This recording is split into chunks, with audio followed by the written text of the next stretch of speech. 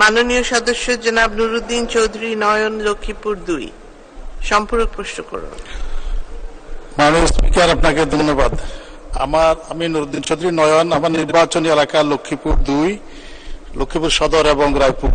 আমার মাননীয় মন্ত্রীর কাছে আমার প্রশ্ন, লক্ষ্মীপুর 2 নির্বাচনী এলাকার রাস্তা এবং সেতু, বিশেষ করে সেতু নির্মাণে মাননীয় মন্ত্রী এই অর্থ বছরে বিশেষ কোনো পরিকল্পনা আছে কিনা মাননীয় মন্ত্রীর কাছে জানতে চাই। ধন্যবাদ মাননীয় স্পিকার। ধন্যবাদ মাননীয় সদস্য। মাননীয় মন্ত্রী। ধন্যবাদ মাননীয় স্পিকার।